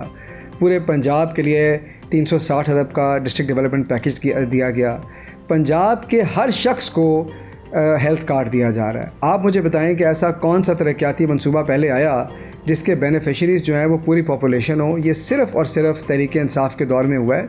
तो ये वो तरक्याती काम है और इंशाल्लाह इसी एजेंडे को अगले 1.5 साल डिलीवर करते रहेंगे और 2023 में अपनी परफॉर्मेंस दोबारा आवाम की अदालत में पेश करेंगे और ये एक्सपेक्ट करेंगे कि वो अपने राय का इजहार करें। बाकी ये हलचल चलती रहेगी, ये खेल तमाशा है और ये इस शो का आखिरी सीज़न चल रहा है। उसके बाद ये बिल्कुल झाग की तरह बैठ जाएंगे और फिर ये इल्ज़ाम तलाशियाँ करेंगे, एक दूसरे पर मलबा डालेंगे। 2023 के इलेक्शन का इंतज़ार करेंगे, तो आप बिल्कुल बेफिक्र रहें। लेकिन हसन साहब, साथ साथ एक और बात भी है कि पीपल्स पार्टी की शहबाज शरीफ से मुलाकात हुई, मरियम नवाज शरीफ पर कुछ ज़्यादा तवज्जो नहीं दी गई, ये बात भी सुनने में आई है। तो इस हिकमत अमली पर जो है वो क्या अमल करेंगे? देखें, ये जो है ना, ये भानमती का कुंभा है और ये मफादात की वजह से इकट्ठे होते हैं। भानमती के कुंभे का मसला ये होता है कि ईंटें रोड़े जोड़ के आप बना तो देते हैं, लेकिन वो इकट्ठा खड़ा नहीं रहता। इनका मुफाद क्या है? इनका मुफाद ये है कि इनकी जो अपनी अपनी फैमिलीज़ हैं, 2 बड़ी फैमिलीज़, उसका इक़्तिदार के ऊपर कंट्रोल रहे, कोई करप्शन के ख़िलाफ़ आवाज़ ना उठाए, करप्शन के केसेस को दबा दिया जाए और अपने इक़्तिदार को हासिल किया जाए, पहले हसूल किया जाए, फिर उसको तवालत दी जाए। इसी एजेंडा पर ये चलते रहे हैं। एक दूसरे के ये दुश्मन भी हैं, एक दूसरे को घसीटना भी चाहते थे, लेकिन जब इन्होंने ये देखा कि इमरान खान ने इनके नीचे से वो फ़र्श घसीट लिया है जिस पे ये दोनों खड़े थे, जिस पे इन्होंने बरसों अवाम पे हुकूमत की है, तो इनके तोते उड़ गए हैं और ये इकट्ठे हो गए हैं। अब ये मसला ना सिर्फ पीपल्स पार्टी और नून लीग के बीच में है, बल्कि ये नून लीग में भी अगली जनरेशन के अंदर ख़ानदान का मसला है और ये लड़ाई जो है ये पड़नी है, पहले भी पड़ी है। इनकी फ्रिक्शन भी आपस में, ये कोई ढकी छुपी बात नहीं है। तो ये आपस में एक दूसरे पे एतमाद तो करते नहीं हैं, लेकिन मैं आपको फिर भी ये कहूँगा कि करप्शन की जंग को कम करने के लिए एक है, लेकिन उसके बाद ये अपनी अपनी दौड़ में लग जाएंगे। तो ये हमज़ा साहब से मिले हैं, अभी मिल लें, मरीम बीबी से मिलेंगे, उनका एक और मूड होगा, लेकिन ये एक तौर पे ये बात बैठनी नहीं है और ये शतरंज की ऐसी बाजी है जिसमें आखिर में इन्होंने खुद ही हसन साहब, मुलाकातें तो इनकी चौधरी बरादरान से भी हुई हैं। चौधरी बरादरान से मुलाकात के बाद आप क्या समझते हैं, हुकूमत तश्कील देने में या तब्दीली लाने में कोई किरदार अदा कर सकते हैं चौधरी बरादरान? देखिए, चौधरी बरादरान सूबाई हुकूमत में वही किरदार अदा करेंगे जो पिछले 3.5 साल में उन्होंने अदा किया, और वो किरदार है पाकिस्तान तहरीक इंसाफ का साथ देने और निभाने का। बहरहाल लोग उनके दरवाज़े पे गए, दस्तक दी और बरसों के जो अपनी दुश्मनियाँ भुला कर उनकी मिन्नत समाजत की, लेकिन चौधरी बरादरान ने ये जाहिर किया, ये शो किया कि वो वज़ादार सियासतदान है, वो हमारे साथ खड़े हैं और हमारे साथ खड़े रहेंगे इंशाअल्लाह, और दुश्मनों को मुंह की खानी पड़ेगी, और इंशाअल्लाह हमारे इत्तेहादी इसी तरह आगे आने वाले दिनों में हमारा साथ देते रहेंगे और 2023 तक ये पार्टनर से ही चलेगी इंशाअल्लाह। ठीक है हसन खबर साहब, बहुत शुक्रिया, आपने सबसे सवेरे पाकिस्तान में ज्वाइन किया है। तो हुकूमती जो मौक़िफ़ है वो भी सामने आ चुका है, लेकिन क्योंकि सियासी हलचल चल रही है और नून लीग ऐसी जमात है जिनसे उनका मौक़िफ़ जानना भी बहुत ज़रूरी है, क्योंकि उनका क्या किरदार है इस वक्त पंजाब में ख़ास तौर पर। और अगर हम पंजाब की सियासत की बात करें तो रहनुमा मुस्लिम लीग नून अज़मा बुखारी साहिबा हमें ज्वाइन कर चुकी हैं। अज़मा साहिबा, आपको खुशामदीद करेंगे सबसे सवेरे पाकिस्तान में। जिस तरीके से हम देख रहे हैं ऐसी इतलात भी अब सामने आ रही है, अब तो बाकायदा तौर पर ऐलान भी किया जा रहा है कि जो अलीम खान साहब हैं वो जहांगीर तरीन ग्रुप में जो है वो शामिल हो रहे हैं। अगर ये इसको देखें और इस खबर को खास तौर पर देखें तो आप क्या समझती हैं कि जो नून लीग की क़यादत है वो भी कोई राब्ता कर रही है? खास तौर पर अगर हम अलीम खान की बात करें, अलीम खान से भी कोई उनका राब्ता हुआ है, कोई ऐसी इतलात भी सामने आ रही है? जी बहुत शुक्रिया, बिस्मिल्लाहिर्रहमानिर्रहीम। देखिए, अलीम खान साहब की पंजाब की सियासत में एक अपनी जगह है और इसमें कोई दूसरी राय नहीं है कि जहांगीर तरीन को और अलीम खान को अगर पीटीआई से उनकी सियासत से निकाल दिया जाए तो ना इनके पास पंजाब की हुकूमत होती, ना इनकी सियासत होती। सो अलीम खान साहब जो हैं वो बहुत अरसे से आपको मालूम है कि वो पार्टी के साथ कंफर्टेबल नहीं थे, और अब उन्होंने जहांगीर तरीन ग्रुप के अंदर शमूलियत का फ़ैसला किया है तो ज़ाहिर है उनका ज़ाती फ़ैसला है। और अदम एतमाद की जहाँ तक बात है तो हम तो हर एक से जो है वो रिक्वेस्ट कर रहे हैं कि इस अवाम दुश्मन हुकूमत के ख़िलाफ़ उनको खड़े होना चाहिए, और उस हवाले से जो भी इसके अंदर जो है वो अपना रोल प्ले कर सके उसको करना चाहिए। और ज़ाहिर है जिन लोगों ने दोबारा इलेक्शन लड़ने हैं और अपने हलकों में जाना है उनके लिए इमरान खान से जान छुड़ाना जो है वो ज़रूरी है। वो इमरान खान की सियासत के साथ अपने हलकों में नहीं जा सकते। तो देखते हैं कि आने वाले दिनों में अलीम खान साहब जो है वो क्या करते हैं। उज़्मा साहबा, लेकिन सूबाई और वज़रा अरकान भी असम्बली में से कई अहम मुलाकातें हुई उनकी आपस में, तो ऑब्वियसली तहरीक अदम एतमाद का ऑप्शन भी आ रहा है। ये कहा जा रहा है कि क्या समझती हैं आपके नंबर्स अगर पूरे हैं, और नंबर्स नून लीग में क्या किरदार अगर पूरे हैं तो अदा करेगी? जी देखिए, पंजाब के अंदर तो हालात बिल्कुल वन साइडेड हैं और आज से नहीं है। ये बुज़दार साहब के ख़िलाफ़ अदम एतमाद उनकी पार्टी के अंदर से कई दफ़ा हो चुका है, और जो है लेकिन आपको याद है कि वसीम अकरम प्लस के ऊपर जो है वो इमरान खान साहब बज़िद हैं, और उनकी जितने वो खुद नालायक हैं उतना ही वो उनको नालायक वज़ीर आला सूट करता है पंजाब के अंदर, जिसको वो रिमोट कंट्रोल से चला सके। और बुज़दार साहब के हवाले से तो बहुत ही कंफर्टेबल सूरत हाल है पंजाब के हवाले से कि पंजाब में उनके अपनी जो है पार्लियामेंट्री पार्टी, और बाय द वे ये भी आपको याद रखना होगा कि ये कोई तहरीक इंसाफ की पार्लियामेंट्री पार्टी थी नहीं। इनको जगह जगह से इकट्ठा करके हमारी टिकटें वापस करा के आज़ाद उम्मीदवार, ये भी याद होना चाहिए आपको कि 27 आज़ाद लोग जो हैं वो जीते थे पंजाब के अंदर, और उन्होंने बाद में फिर जो है जहांगीर तरीन साहब के जहाज़ में बैठकर जो है वो पंजाब हुकूमत बनाई थी। तो जाहिर है जिस फेक तरीके से ये पंजाब हुकूमत बनाई गई थी उसका गिरना तो तय है, लेकिन यह है कि अभी पार्टी ने इस हवाले से कोई फ़ैसला और अनाउंसमेंट नहीं किया। जब पार्टी इस हवाले से कोई फ़ैसला और अनाउंसमेंट करेगी तो इंशाल्लाह आपको ज़रूर बता दें। अच्छा अज़मा साहब, अभी हमारी हसन खबर साहब से ही बात हो रही थी। हसन खबर साहब तो ये कह रहे हैं कि आसिफ अली ज़रदारी सिर्फ और सिर्फ नून लीग का कंधा इस्तेमाल कर रहे हैं और कुछ नहीं कर रहे, तो इस बात में कितनी सच्चाई या हकीकत है? कमाल की बात यह है कि जो खुद सारी ज़िंदगी लोगों के कंधों पे चढ़ के आए हैं, जिनकी सारी सियासत इमरान खान की वो कंधों पे है या उंगलियों पे है या इशारों पे है, वो दूसरों को क्या कंधा बताएंगे। तो हसन खबर साहब के लिए मेरा मशवरा है कि वो फाफा कुटनियों वाली जो है वो हरकतें ना करें, वो सूट नहीं करती उनको। वो जो चंद दिन रह गए हैं उनकी नौकरी के, वो चंद दिन जो है वो पूरे कर लें। हमारे जो है वो गम में और हमारी सियासत में है उनको दुबले होने की ज़रूरत नहीं, हम अपनी सियासत खुद देख सकते हैं और आप अपनी फ़िक्र करें। लेकिन उस्मा साहिबा, शेख रशीद साहब कबल इस वक्त जो है वो इलेक्शन की भी ऑब्वियसली पेशकश कर रहे हैं, कभी बयान दे रहे हैं कि वजीर आजम अपोजिशन को टोकरे में बंद कर देंगे, और इन सारे तमाम बयानात को आप कैसे देखती हैं? शेख रशीद साहब भी एक जाहिर है एक डूबती हुई कश्ती का वो मुसाफिर है। उनकी बातों में हमेशा तजाद होता है। जिसने सारी जिंदगी जलाओ घिराओ मार दो, हमारे दौरे हुकूमत में वो आग लगाने को मुल्क को पे तुले हुए थे, वो जो है वो आज उनको बड़ा कानून और अमन याद आ रहा है। और आज उनको जो है वो जिन्होंने CPEC जो है वो 1 साल लेट कराया, आज उनको जो है वो OIC के खारजा कॉन्फ्रेंस जो पता नहीं वो उसमें किस लेवल पे क्या होना है, वो उसके खारजा लेवल के लिए जो है वो परेशान हुए जा रहे हैं। तो एक्चुअली ये यकीनन इस पूरी हुकूमत को मालूम है, हुकूमत शिकस्त खा चुकी है और इस अपनी शिकस्त का इतराफ़ है उनके पास। वो बातचीत क्या करना चाहते हैं इंतखाबात के हवाले से? बातचीत बड़ी क्लियर है कि इमरान खान को असम्बलियाँ तोड़नी चाहिए, वरना हम अदद-ए-एतमाद लेके आएंगे। और पाकिस्तान को जिन मसाइल में ये इन्होंने फेंक दिया है, वहाँ पर सिर्फ और सिर्फ जनरल इलेक्शन जो है वही एक फ्रेश मैंडेट आवाम से लेकर आया जाए तो ही पाकिस्तान को आगे ले जाया जा सकता है।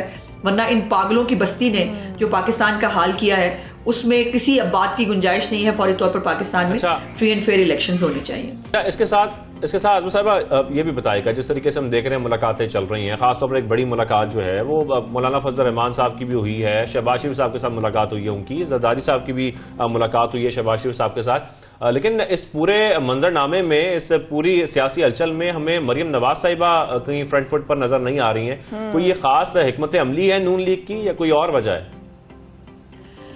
जी नहीं, देखिए मरीम नवाज साहिबा अनफॉर्चुनेटली इस वक्त हाउस की मेंबर नहीं है और उनकी अभी तक अपील इस्लामाबाद हाई कोर्ट में चल रही है। लेकिन यह है कि वो हमारी हर पार्टी की मुशावरत में बिल्कुल शामिल होती हैं और हमारी पार्टी की कोई भी मीटिंग हो, कोई मुशावरत हो, वो उनके बगैर मुकम्मल नहीं हो सकती। लेकिन जहाँ पर ये पार्लियामेंट्री पार्टी के हवाले से चूँकि सब मूव है, अदम एतमाद आपको पता है पार्लियामेंट में अंदर असम्बलियों में आनी होती है, तो जो है वो ज़ाहिर है उसमें वो चूँकि इलेक्टेड नहीं है तो आपको शायद उनकी गैर हाज़िरी नज़र आ रही है। लेकिन शहबाज शरीफ साहब जो हमारे सदर हैं वो ज़ाहिर है इसको लीड कर रहे हैं और पार्टी उनको मैंडेट देती है और उस मैंडेट के साथ जो है वो बाकी इस मूवमेंट को आगे लेके चल रहे हैं।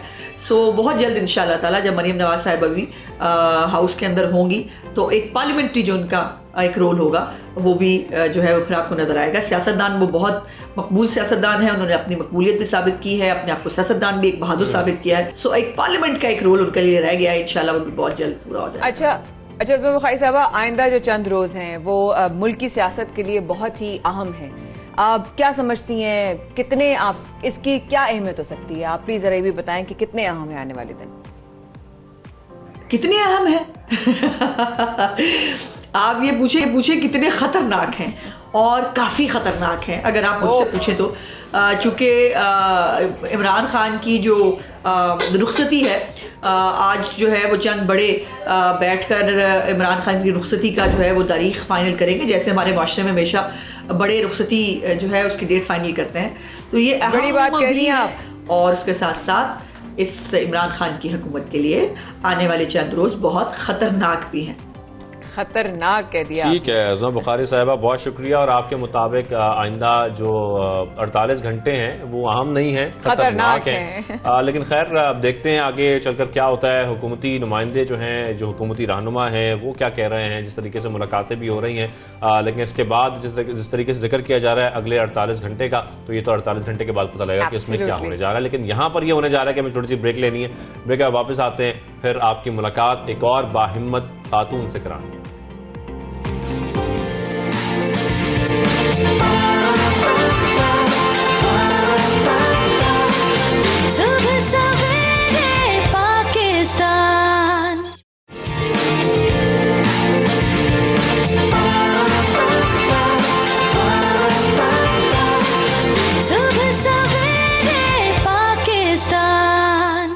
Welcome back. आप देख रहे हैं सुबह सवेरे पाकिस्तान। और खवातीन की क्योंकि आज बात हो रही है, खास तौर पर खवातीन का दिन मनाया जा रहा है, तो खवातीन हम देखते हैं कि तालीमी मैदान में भी किसी से पीछे नहीं है।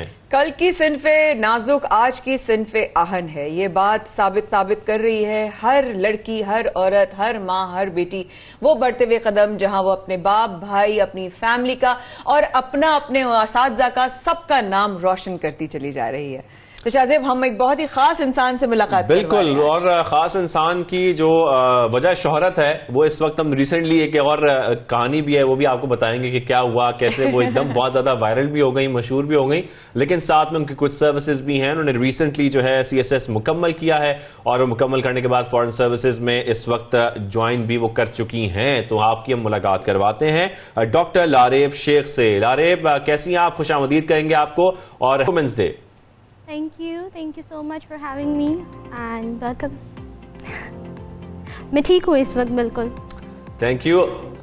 अच्छा, सबसे पहले तो लारेब मैं आपसे ये पूछना चाहता हूं, हम आपकी फॉरेन सर्विसेज के बारे में भी बात करेंगे, ये भी बात करेंगे कि आपकी अभी तक की जो चैलेंजेस थे वो कैसे रहे, लेकिन एक वीडियो हमारी स्क्रीन पर इस वक्त चल रही है जो यकीनी तौर पर PSL की ऑडियंस की है। ये वीडियो एकदम वायरल हो गई, बहुत ज्यादा वायरल हो गई और लोग इसको हम देख रहे थे, मुख्तलिफ किस्म के इस पे कमेंट्स भी आ रहे थे। ये जरा इसके बारे में बताइएगा, ये हुआ क्या था? एक्चुअली बिल्कुल अनएक्सपेक्टेड था, मेरा प्लान भी बहुत अनएक्सपेक्टेडली बना था। मैच आने से 2 घंटे पहले मेरी फ्रेंड ने मुझे टिकट्स दी थी, तो हम लोग वहाँ एंटर हुए और within 5 minutes out of nowhere camera था सामने और मुझे पता भी नहीं था कि इतनी टाइम के लिए मेरे पे रहेगा। और मैं देख रही थी और बस असल में मैं स्कोर बोर्ड देख रही थी क्योंकि मैं लाहौर कलंदर्स को सपोर्ट कर रही थी उस वक्त, और उस वक्त विकेट्स 3 गिर गई थी। तो बहुत मुश्किलों से फाइनली मेरे घर वाले माने थे फाइनल में जाने के लिए, तो मैं गई और लाहौर हार जाता तो बस रोने वाली थी। वीडियो के स्टार्ट में मैं थोड़ा सा रो भी रही हूँ, लेकिन फिर कैमरा आया तो मैं खुश हो गई, फिर मैं हंसने लग गई। लेकिन बस यही है, that's it। वैसे हम देखते हैं कोई भी फैन एक दफा, हर PSL में एक फैन मशहूर जरूर होता है। हाँ, इस दफा तो माशाल्लाह काफी अल्लाह ताला ने क्रिकेटर्स भी अच्छे निकाले, टैलेंट भी अच्छा निकाला, तो जो ऑन ग्राउंड फैंस थे वो भी बहुत प्यारे प्यारे निकाले, वो भी प्यारे प्यारे निकाले। अच्छा डॉक्टर लारेब, हम साथ साथ ये भी देख रहे हैं कि CSS और फिर foreign services, me my self daughter of a foreign officer, मुझे पता ही है सफर आसान नहीं होता। कितना आसान था, कितना मुश्किल था? आज वुमेन्स डे पे तमाम लड़कियों को इंस्पायर कर जाइए। ऑब्वियसली CSS जो है पाकिस्तान का सबसे आई गेस मुश्किल एग्ज़ाम है और it was definitely a challenge for me, क्योंकि मैंने अपनी ज़िंदगी का बहुत प्यारा टाइम इसके लिए कुर्बान किया था। हाउस जॉब जो होती है वो हमारी ज़िंदगी का बहुत प्यारा टाइम होता है डॉक्टर्स का, तो उसके अंदर भी मैं इस्लामाबाद होती थी, तो इस्लामाबाद की ठंड सर्दियाँ जो है ना मैंने मिस की थी और मैंने कहा था नहीं, लेट्स टेक अ रिस्क। और देखते हैं, मेरे बड़े भाई ने मुझे इसके लिए बहुत ज़्यादा इंकरेज किया था कि आप लो और करो, कोई बात नहीं, हो जाएगा, इट्स ओके, ज़्यादा नहीं होगा लेकिन आपको बहुत ज़्यादा एक्सपीरियंस मिलेगा। तो बस अल्लाह की ऐसी मदद हुई कि मैंने एग्ज़ाम दे दिया अपना फुल फोकस के साथ, वापस लाहौर आई, यहाँ पे बैठ के मैंने प्रिपरेशन की, मेरी पूरी फैमिली ने मेरी बहुत ज़्यादा इसमें हेल्प की, तो बस दे दिया। बाकी तो लारेब, ये जब आप, क्योंकि डॉक्टर भी हैं, आप डॉक्टर भी हैं, डॉक्टर के लिए पहले इतनी मेहनत करनी पड़ती है, इतने साल पढ़ना पड़ता है, मुझे तो वैसे ही किताबें बड़ी मुश्किल लगती हैं। ये एक डॉक्टर बनना ही बहुत बड़े एजाज की बात है। आप पहले डॉक्टर बन गई, डॉक्टर बनने के बाद हाउस जॉब करनी थी, उसके बाद फिर आपने ये भी सोच लिया कि अब मुझे CSS भी क्लियर करना है, तो ये आपका जो विजन था बेसिकली वो था क्या? बेसिकली जब हम FSC में होते हैं ना, हमारी इतनी कोई करियर गाइडेंस नहीं होती, तो उस वक्त सबसे बड़ी चीज़ होती है, सबसे बड़ी अचीवमेंट होती है कि आप डॉक्टर बन जाएं। तो उस वक्त के लिए सबसे बड़ा यही बात थी कि मैं डॉक्टर बन जाऊं तो yes, people are gonna appreciate me and I will be a useful person in the society. तो मैंने उस वक्त इसलिए डॉक्टर बनी और अल्लाह का शुक्र है वो भी गवर्नमेंट सीट के ऊपर। यानी कि आप डॉक्टर उस वक्त बनना चाहती नहीं थी? मैं बनना चाहती थी। अच्छा, आज आज वुमेन्स डे है लारेब, तो क्या समझती हैं आज के दिन तमाम अपनी हम उम्र खवातीन को या आपसे छोटी जो आपको देख रही हैं इस वक्त, किस तरीके से आप उनको मैसेज देना चाहेंगी आज के आलमी खवातीन के दिन के हवाले से? जी, आज वुमेन्स डे है, ऑब्वियसली आप देखें, आप लोगों के सामने बहुत सारी एग्जांपल्स हैं। मैं पर्सनली पाकिस्तान को रिप्रेजेंट करना चाहती थी इंटरनेशनल फोरम पे। हर एक का डिफरेंट ड्रीम होता है, इवन आप कुछ भी करना चाहते हैं, whatever you want to do, बस उसको ऑनेस्टली करें, अल्लाह की मदद आपके साथ होगी, दुआएं मांगे, नमाज़ें पढ़ें, और ऑनेस्टली जब आप कोई काम करते हैं ना, you definitely gonna S it. ऐसा नहीं हो सकता कि आपने किसी चीज़ को ईमानदारी से किया और अल्लाह ने वो आपको दी ना हो। क्या बात है, क्या बात। आज का दिन आपको सबसे पहले किसने विश किया और कैसे मनाएंगी आज का दिन जो कि वुमेन्स डे के हवाले से है? कोई अच्छी मोटिवेशनल वीडियो बना के डालूंगी इंस्टाग्राम, ट्विटर के ऊपर, और विश मुझे आप लोगों ने सबसे पहले किया है because my parents are not at home, और बस मैं सबसे पहले उठ के यहीं पे आई। तो जब आप केसेस मुकम्मल किया लारेब, और उसके बाद जाहिर बात है इसमें भी काफ़ी मेहनत होती है, वो मेहनत करने के बाद फॉरेन सर्विसेज ज्वाइन कर लेना, वालिदैन कितने खुश हैं, वालिदैन की सपोर्ट कितनी थी ख़ास तौर पर, और आज जब आपको वो इस मकाम पर देखते हैं, अपनी बेटी को कामयाब देखते हैं, तो वो कैसा महसूस करते हैं? मेरे पेरेंट्स मेरे पे बहुत ज़्यादा प्राउड फील करते हैं और मुझे अच्छा लगता है कि मैं एक अच्छी बेटी हूँ, क्योंकि मैं यहाँ तक आई हूँ उनकी गाइडेंस और उनकी सपोर्ट के बगैर नहीं आ सकती। मेरे father he is a social worker और वो मुझे हमेशा से ये बात कहते रहे कि बेटा बामकसद ज़िंदगी होनी चाहिए आपकी।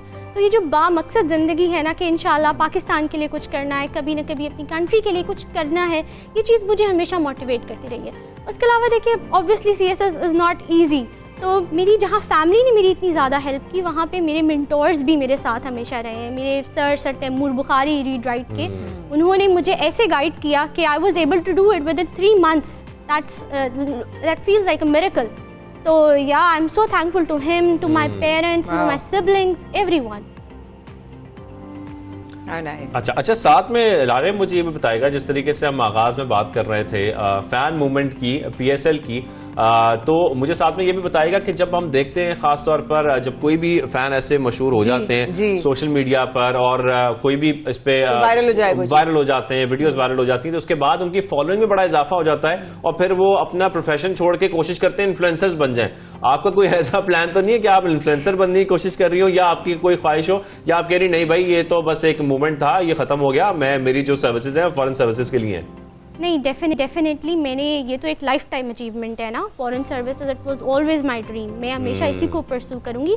लेकिन इन्फ्लुएंसर बेसिकली वही नहीं होता जो सारा ग्लैमर और इन चीज़ों की तरफ रहे।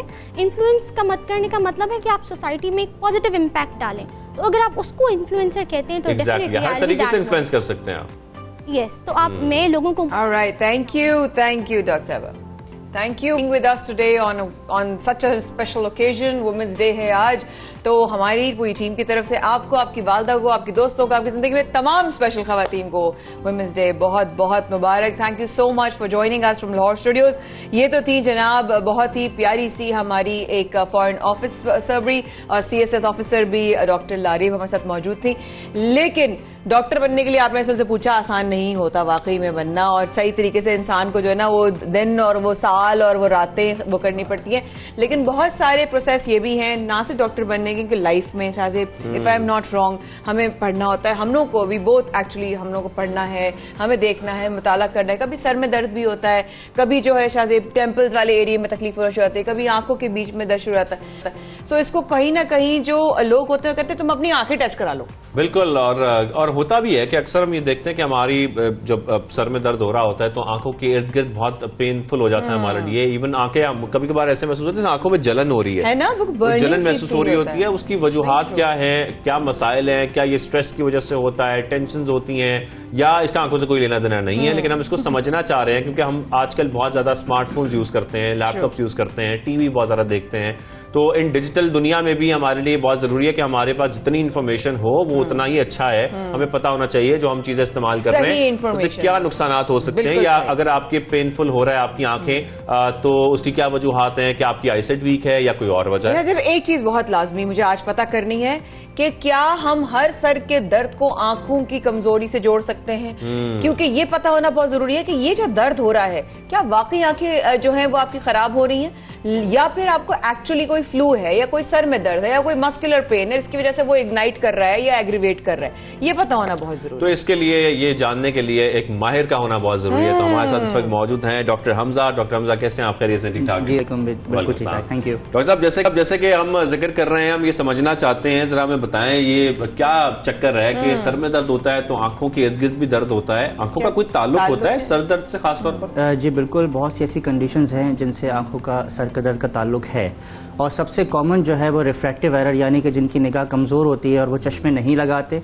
या जो लोग चश्मे लगा रहे होते हैं और उनका नंबर चेंज हो जाता है, तो उस सूरत हाल में स्ट्रेन पड़ता है और स्ट्रेन से उनके जो पेन सेंसर्स हैं वो एक्टिवेट होते हैं और फिर उनको हेडेक होता है। ये सबसे कॉमन है। और जैसे अभी आप इंट्रो में कह रहे थे कि जी थोड़ा जैसे हैवीनेस होती है आंखों के अराउंड, सर में दर्द, इसकी वजह से रेग्रेवेट होता है, वो ये कि साइनोसाइटिस भी हमारे यहाँ काफ़ी कॉमन है, बहुत ज़्यादा। और उसकी वजह से जो जब साइनसेस ब्लॉक हुए तो आपको पेन होता है। हमारे मेरे पास कल भी पेशेंट आई थी इत्तेफाक से, वो यही था कि जी उनको डॉक्टर ने भेजा है कि अपनी आंखें चेक करा लें कि उनके सर में दर्द है, लेकिन लकीली उनकी आंखें ठीक थी और उनको साइनसाइटिस ही निकला। देखो वही वाली चीज फौरन नहीं जोड़ देते हैं। अब आधे सर का भी दर्द, जैसा माइग्रेन भी होता है, उसको भी कहते हैं कि वो कहीं ना कहीं। अच्छा, एक चीज मुझे पूछनी थी, बीइंग एन ऑब्जर्वर, कि आधे सर का दर्द डॉक्टर साहब की कोई वजह होती है, सर आंखों से उसका जुड़ा कोई ना कोई कनेक्शन है या नहीं? देखिए, आधे सर का दर्द जिसको हम माइग्रेन कहते हैं आम लफ्जों में, जो बहुत से लोगों को पता है, उसमें एक चीज होती है ऑक्यूलर माइग्रेन। ऑक्यूलर माइग्रेन के अंदर आपको सिर्फ आई सिम्टम्स होते हैं, उसमें हेडेक नहीं होता।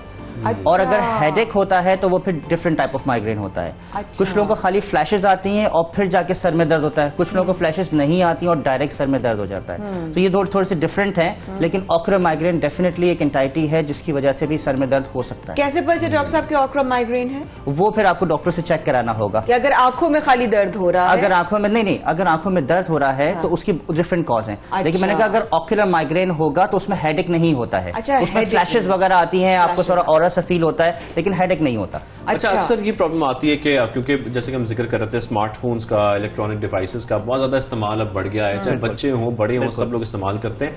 अक्सर रात के वक्त मुख्तलिफ लोगों की शिकायत होती है कि हमें आंख के इर्द गिर्द एक प्रेशर महसूस होता है। क्या वो इन इलेक्ट्रॉनिक डिवाइसेस की वजह से प्रेशर महसूस होता है या कोई और वजह है, उनकी आईसाइट वीक है, उनको चेकअप कराना चाहिए उसकी? देखिए, जब भी हम क्लोज वर्क में काम करते हैं, चाहे हमारे पास आईपैड हो, फोन हो या कोई भी और डिवाइस हो, तो उससे एक इंड्यूस रिफ्रैक्टिव एरर हो जाता है। यानी कि जिन बच्चों को या लोगों को चश्मे का नंबर नहीं होता, उनको चश्मे का नंबर इंड्यूस हो जाता है, जिसकी वजह से स्ट्रेन पड़ता है और स्ट्रेन से उनको हेडेक होता है। और खासतौर पर रात में, मैंने एक बात पहले भी कही थी एक जगह, कि अब तो मोबाइल फोन्स के अंदर ब्लू लाइट फिल्टर का एक ऑप्शन आ गया है। तो मैं सबसे कहता हूं कि मगरिब से लेके फजर तक आप ऑटोमेटिक उसको सेट कर दें कि जैसे मगरिब हो ब्लू लाइट फिल्टर पे चला जाए, ताकि आपकी आंखों पे वो थोड़ी रेस कम जाए और आपको स्ट्रेन कम हो। क्योंकि हमारी आदत है कि लाइट कम है कमरे की, या रात को सोते हैं या बेड पे अंधेरे में यूज कर रहे होते हैं, तो पहली बात तो ऐसे नहीं करना चाहिए। लेकिन अगर फिर भी करना चाहते हैं तो ब्लू लाइट फिल्टर जरूर उसको ऑन रखें, उससे उनको कम जरा महसूस होगा सर में दर्द। अच्छा डॉक्टर साहब, चश्मे का नंबर बदल जाए और आपको पता भी ना चले,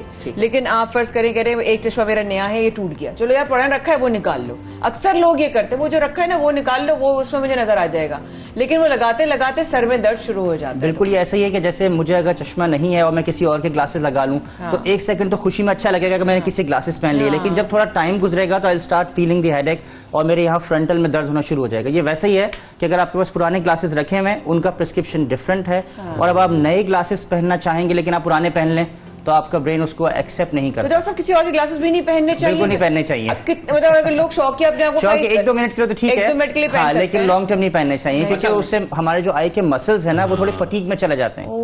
डॉक्टर साहब, जिस तरीके से हम ये भी बात करते हैं आंखों के बारे में, मैं चाहता हूँ सारी इन्फॉर्मेशन आज आपसे मैं हासिल करूँ, सारी इन्फॉर्मेशन निकालूं हम, क्योंकि मैं खुद भी मेरी आईसाइट वीक है और उसकी वजह से अब जाहिर है कभी आपका नंबर चेंज हो जाता है, कुछ भी हो जाता है, लेकिन एक प्रेशर फील होता है। कभी कभार ये भी आपको लगता है कि आपकी, और अक्सर लोग ये कहते भी हैं कि सिर्फ आपकी आंखों के लिए ग्लासेस तो हम पहन रहे हैं, लेकिन विटामिन्स की जरूरत भी होती है, कुछ उनकी जरूरियात भी होती हैं जो आपकी डाइट से मुकम्मल नहीं हो रही होती, तो उसके ऑल्टरनेटिव्स में हम विटामिन्स ले लेते हैं। विटामिन्स लेना, क्योंकि बहुत से लोग खुद से इस्तेमाल कर रहे होते हैं, कोई विटामिन्स रिकमेंडेड ना भी हो तब भी इस्तेमाल कर रहे होते हैं आंखों के लिए, करने चाहिए नहीं करने चाहिए, या रिकमेंडेड हो सिर्फ तब करने चाहिए? देखिए, आपने बहुत अच्छा सवाल किया और अक्सर पेशेंट भी ऐसे ही पूछते हैं कि हम क्या खिलाएं, बच्चे को भी क्या खिलाएं। अगर आपकी डाइट हेल्दी है, उसमें हर चीज़ का एक प्रोपोर्शन है इन अ वीक, तो आपको किसी भी सप्लीमेंट की जरूरत नहीं है, ठीक है। लेकिन अगर आप 60 की एज क्रॉस करते हैं, देन क्योंकि ज़ाहिर है हमारी डाइट, अगर आप देखें अपने घर में बुजुर्गों को, उनकी डाइट कम हो जाती है, ठीक है, और उनकी फिर अगर नजर कमजोर होती है, देन दे नीड सप्लीमेंट। लेकिन जैसे जो यंग लोग हैं या जो अच्छा खा रहे हैं, उनको कोई जरूरत नहीं है किसी सप्लीमेंट की, बल्कि इसका थोड़ा नुकसान ही होगा इतनी यंग एज में लेने में। उनको बेहतर है कि वो 60 के बाद ले सकते हैं, 60 एफिशिएंसी हो, ओवर एफिशिएंसी ना हो। बिल्कुल। अच्छा डॉक्टर साहब, एक बड़ा अहम सवाल मेरे जहन में आया, शाजिब ने जैसे कि मोटिवेट कर दिया मुझे, जैसे ना सवाल आया हो गया मेरे जहन में, और वो ये है कि लेजिक, लेजर और कॉर्निया ट्रांसप्लांट, ये बहुत एक अहम सवाल है। कहते हैं कि लेजिक नहीं करानी चाहिए, लेजर एक टाइम के बाद होता है, एक एज फैक्ट के बाद होता है, जबकि मैंने यंग लोगों को यूएस में भी ट्रैवल करी थी, मेरे कितने फ्रेंड्स कजन्स ने करा लिए थे, लेजिक करवा लिया। क्या वजूहात है इंसान लेजिक नहीं करवा सकता या करवाना चाहिए, और how safe is the cornea transplant? देखिए लेसिक की पहले बात करते हैं। लेसिक एक अच्छा ऑल्टरनेटिव है उन लोगों के लिए जो अपने कॉन्टैक्ट लेंस या प्रिस्क्रिप्शन ग्लासेस नहीं लगा सकते, ठीक है, लेकिन उसके लिए भी एक क्राइटेरिया है, कुछ टेस्ट होते हैं पहले, अगर आपकी एलिजिबिलिटी उसमें पूरी उतरती है then you go for it. आपने जो एज की बात की, आइडियल एज ये होती है 21 से लेकर 35, this is the ideal age for LASIK, ठीक है। और अगर आप बात करते हैं कॉर्निया ट्रांसप्लांट्स की, तो वो भी माशाल्लाह हमारे यहाँ बहुत ही जदीद किस्म के कॉर्निया ट्रांसप्लांट होने लगे हैं, जिसमें पहले तो एक होता था अगर आपको कोई भी मसला हो तो एक ही किस्म का ट्रांसप्लांट होता था जिसमें 16 यानी कि 16 टांके आते थे, ठीक है। अब ये हो गया है कि कॉर्निया की 5 लेयर होती हैं, जिस लेयर में मसला है आप सिर्फ उसी लेयर को हटाइए, और उसमें जो खास तौर पे जो बॉटम लेयर है या 5th लेयर है उसमें तो कोई भी स्टिच नहीं आता अगर आप वो ट्रांसप्लांट करें, क्या हो भी जाता है और पेशेंट को कोई स्टिच भी नहीं आता। रिहैबिलिटेशन उसकी सिर्फ 2 वीक्स की है, 2 वीक्स के बाद you will get your baseline vision, जो उनकी पहले नजर थी वही बहाल हो जाएगी। इसी तरह अगर किसी को सामने का मसला है तो वो सामने की लेयर्स को हटा दे और सामने की लेयर से रिप्लेस कर दे। सिर्फ लेजिक और ये दोनों जो कॉर्निया ट्रांसप्लांट है, इनके जो रिकवरी टाइम है और प्रोसीजर टाइम कितना है दोनों का? देखिए डिपेंड करता है कौन सा ट्रांसप्लांट हो रहा है। Usually 1 month is okay for the recovery, ठीक है, उसके बाद वो होती रहती है for the cornea transplant. LASIK का तो you as early as you can get in 2-3 days time, you're fine, you're good to go. बिल्कुल LASIक में तो कोई ऐसा इशू नहीं है। ट्रेंड बहुत ज्यादा बढ़ता जा रहा है, अभी भी कुछ लोग कहते हैं इसके साइड इफेक्ट्स हैं, नहीं कराना चाहिए, क्योंकि हर चीज में लोग घबराते हैं। मैं आपसे जानना चाहता हूँ कितना सेफ है, और अपने लिए भी जानना चाहता हूँ कि मेरा भी बीच में ये इरादा हुआ था कि मैं ये करा लूं, तो जरा आज मुझे भी बताएं और हमारे नाज़रीन को भी बताएं कि कितना सेफ है, कराना चाहिए नहीं कराना चाहिए, अगर थोड़ा सा भी नुकसान है तो हमें अवॉइड करना चाहिए। देखिए LASIक सेफ है, पहली बात तो ये समझ लीजिए, ठीक है, लेकिन जाहिर है वो हर किसी के लिए सेफ नहीं है। जैसे मैंने कहा एलिजिबिलिटी क्राइटेरिया होता है, अगर वो टेस्ट में आप सही आते हैं तो then you go for it. Now अपना बात की साइड इफेक्ट्स की, तो देखिए किसी भी प्रोसीजर का साइड इफेक्ट जरूर होता है, ठीक है। लेसिक का जो एक बहुत नोन साइड इफेक्ट है वो है ड्राई आई। तो अगर तो आपका काम है जैसे ये लाइट्स वगैरह में ज्यादा है, say you are indoor kind of a thing, और फिर अगर आप लेसिक कराते हैं then you aggravating yourself, because आपको बाहर से ऑक्सीजन परमेबिलिटी नहीं मिल रही है, तो आपकी मजीद आई ड्राई होंगी। लेसिक के बाद ड्राई आईज वैसे हो जाती हैं। अच्छा, अबाउट 60 ऑलरेडी ड्राई हो वो तो बिल्कुल भी अवॉइड करे, और जिसको नहीं है तो वो अपने बात जहन में रखिए कि about 50-60% of the patient will get the dry eye from the LASIK, ठीक है। अब वो ज़ाहिर मैं ये नहीं कह रहा कि सबको हो जाएगी, लेकिन थोड़े लोगों को हो जाती है, तो एक तो बहुत नोन है। और दूसरा जिसका थोड़ा सा नंबर ज्यादा है, जैसे -6 से ऊपर हो या 8 से ऊपर, और उसमें भी किसी ने बहुत ही हीरो बन के मैं तो कहूंगा लेसिक अगर कर भी दी, तो उसमें एक्टेजिया यानी कि दोबारा प्रिस्क्रिप्शन आने के चांसेस होते हैं, कॉर्निया थिनिंग के चांसेस होते हैं। इसीलिए मैंने कहा कि लेसिक हर किसी के लिए नहीं होती है। नजर वीक हो तो आपको करा लेना चाहिए, मतलब जैसे कि आप जिक्र कर रहे हैं कि अगर वो -6 पे चली गई तो आप अवॉइड करें। नहीं अवॉइड नहीं करें, करा सकते हैं, टू बी वेरी कंसिडरेट, लेकिन आपको पता होना चाहिए, अवेयरनेस होनी चाहिए। डॉक्टर साहब आखिरी सवाल जल्दी ड्राई आईज के लिए, जब हम ड्राई अपनी बात ही करते तो हम ड्राई आईज वालों को क्या चीज का ख्याल और क्या चीज इस्तेमाल करनी चाहिए? देखिए सबसे पहले अपनी लिड हाइजीन ठीक रखनी चाहिए, क्योंकि हमारा जो सबसे कॉमन कॉज है ड्राई आई का वो ब्लेफराइटिस यानी कि डैंड्रफ लाइक मटेरियल लैशेस पे और लिड्स पे डिपॉजिट होता है, and that causes the dryness. एक तो ये चीज है, अच्छी तरह क्लीनिंग करें। दूसरा, आप अगर जैसे इंडोर में ज्यादा काम करते हैं तो आप जरूर यूज करें ड्राई आई के ड्रॉप्स, खासतौर पर प्रिजर्वेटिव फ्री, इनको आर्टिफिशियल टीयर्स कहते हैं, और प्रिजर्वेटिव फ्री वाले यूज करें, प्रिजर्वेटिव वाले यूज ना करें। ठीक है। और तीसरा, आपने जैसे आप रात को अगर सोते हैं तो मैं कहूंगा कि ड्रॉप डाल के जरूर सो जाएं, ठीक है, ताकि जब मॉर्निंग में उठे तो your eyes be slightly more fresher. ये चीज का ख्याल रखेंगे तो hopefully you will be fine. मैंने आपसे भी लिखना है, हम दोनों ने एक प्रिस्क्रिप्शन लेनी है आपसे, बिल्कुल। और thank you so much doctor साहब, आपके साथ मिलकर बहुत कुछ जान के और सारी चीजें अवेयरनेस हुई, पता चला। और वुमेन्स डे और आज के दिन का जो प्रोग्राम था बस वो आज के लिए बस इतना ही था, लेकिन कल इंशाल्लाह फिर बराह रास्त आपकी खिदमत में हाजिर होंगे शाहजेब और माया आपके साथ सुबह सवेरे पाकिस्तान में, कल की एक नई सुबह नए आगाज के साथ।